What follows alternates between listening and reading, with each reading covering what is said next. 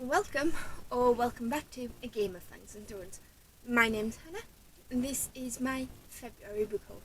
I have 13 books. I'm not really categorising these in any way, and unusually, most of them are hardbacks. So let's just dive right in. So top of the list, we have The Wolf Wilder by Catherine Rundell. If you saw my March TBR, you'll know that this is one of my mood picks. And this is about Theo, who sets out on a journey across Russia with the 4 wild wolves she loves when her mother is kidnapped. A journey that will take them into the heart of a revolution. Now, what I understand about this book is that Theo and her mother are wolf wilders. So they take wolves that have been in captivity and rehabilitate them, make them wild again.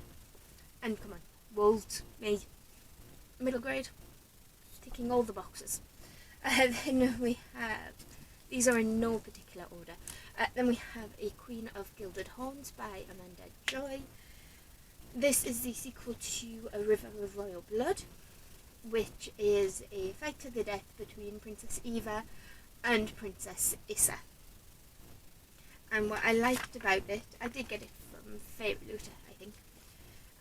What I liked about that one is that it didn't shy away from the fight to the death of the two sisters. And Eva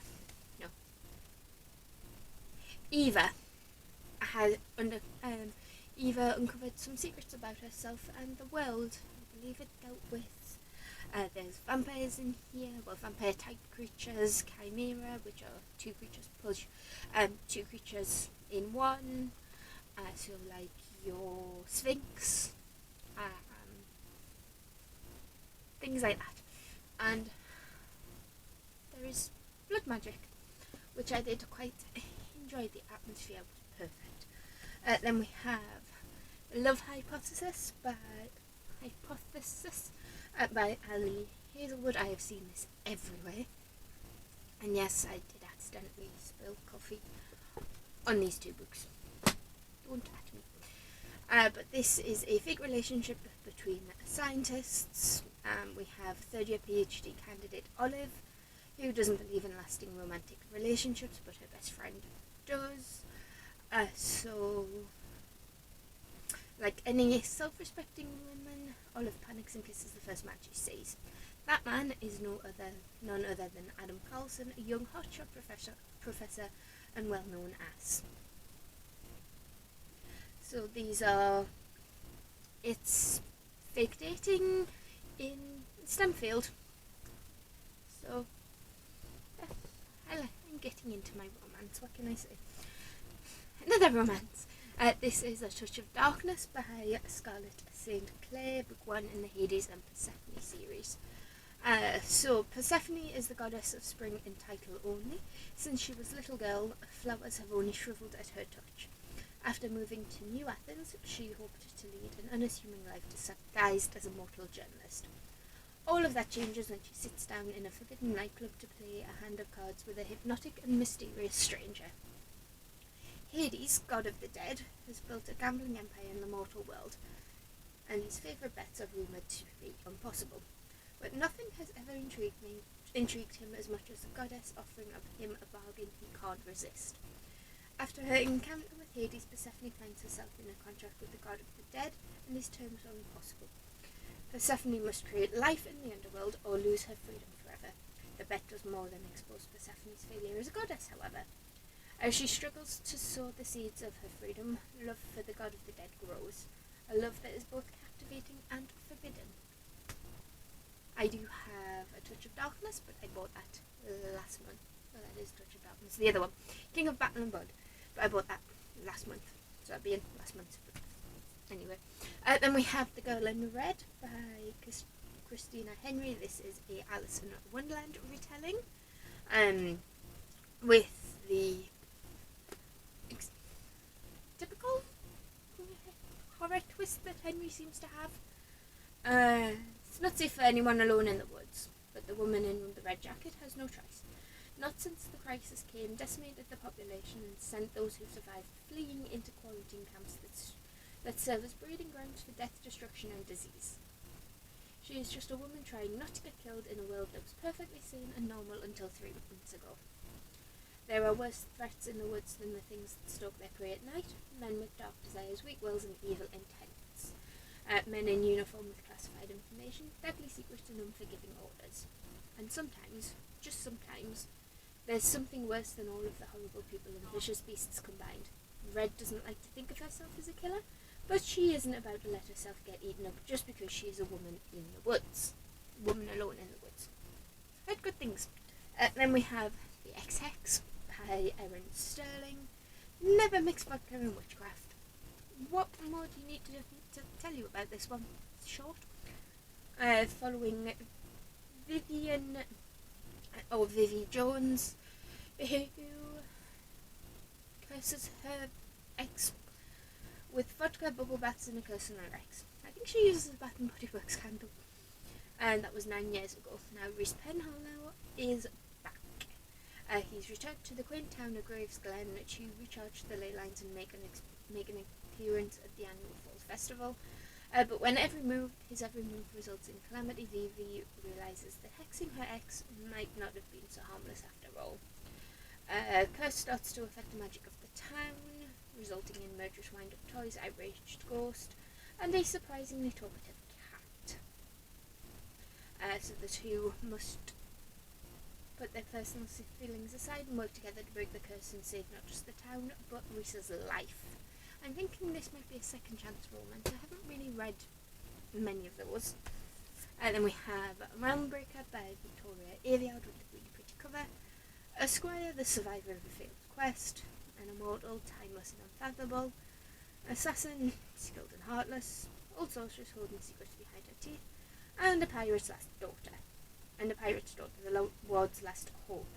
The heroes are gone, but the fight to save the world has only just begun.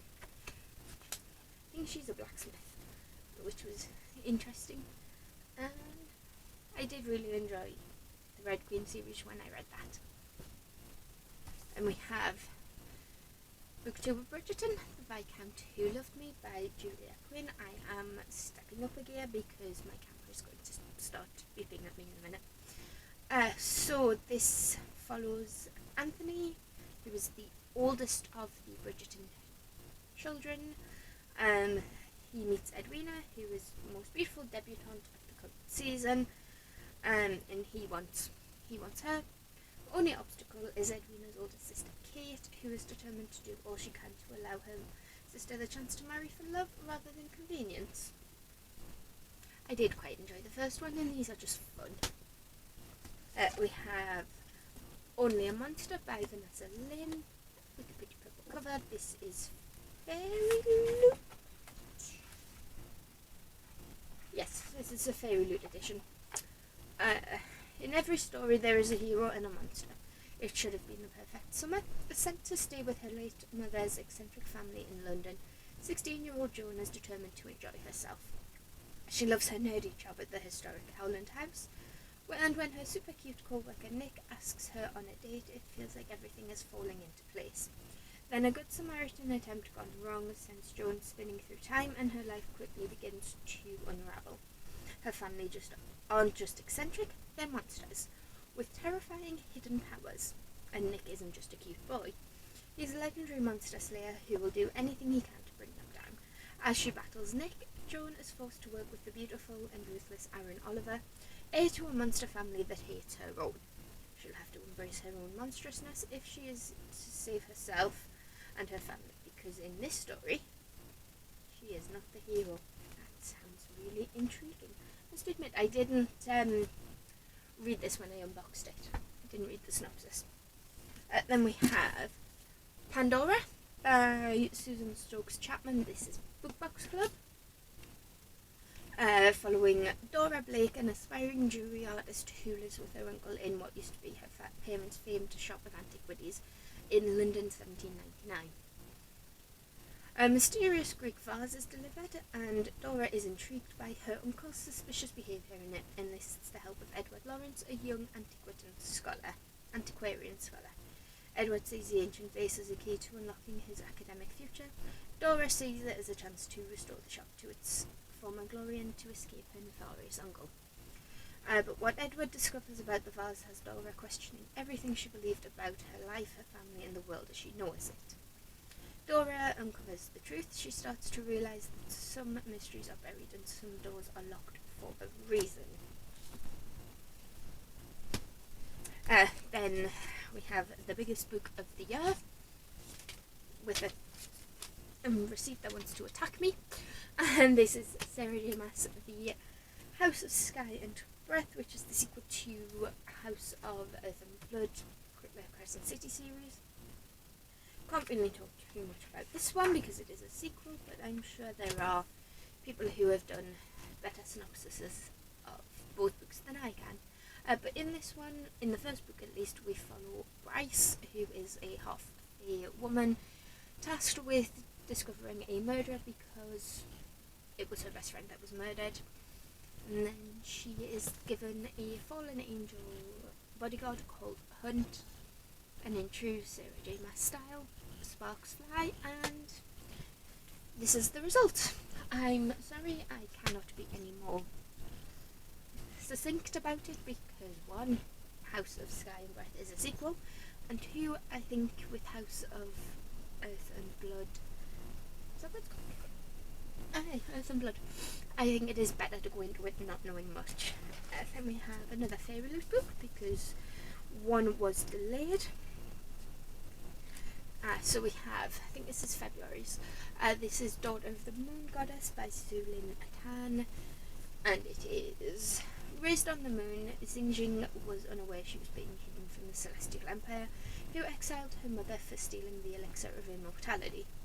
But when her magic flares and Xinjing's existence is discovered, she is forced to flee her home, leaving her mother behind. Alone, powerless and afraid, Xinjing makes her way to the Celestial Kingdom, a land of wonder and secrets. In disguise, she trains alongside the Emperor's son, mastering archery and magic, despite the passion which flames between them. To rescue her mother, she embarks on a quest, confronting legendary creatures and vicious enemies, but when forbidden magic threatens the kingdom, she must challenge the ruthless Empire, leaving her torn between losing all she loves or plunging the realm into chaos. Inspired by the legend of Chang'e, the Moon Goddess, this captivating debut weaves Chinese mythology into a sweeping adventure of love, family, mortals, and magic. Oh, my favourite things. And look, there's a dragon. There's a dragon on the author letter. That will be going on the wall. Then the last book is the Illumicrate book. I want to say, yes, February's Illumicrate book. This is A River Enchanted by Rebecca Ross. The capricious spirits that live on the magical Isle of Cadence find mirth in the lives of the humans who call the land home. But that mischief turns to malevolence as girls begin to go missing. Adira, heiress of the East, knows the spirits only answer to a bard's music, enticing them to return the missing girls. But there's only one bard capable of drawing the spirits forth by song, her childhood enemy, Jack Tamerlane. He hasn't set foot on Cadence in 10 long years, content to study music at the mainland university. But as Jack and Adira reluctantly work together, it becomes apparent the trouble with the spirits is far more sinister than first thought, and an older, darker secret lurks beneath the surface, threatening to undo them all. And this is just, well, all of these books are stunning, but just look at that one. It's so pretty. But that's it for this haul. It's short and sweet. It's actually under 20 minutes, which must be some sort of record for me. And let me know in the comments what you've bought this month. Is there any books on this TBR that you think I should prioritise? Just bear in mind that with any luck I will be reading this one in March anyway. So we'll just put that back on the right shelf. So that's it for this video. Give it a like if you liked it, and hit that subscribe button if you want to see this, talk about these, and I'll see you in the next one. Bye!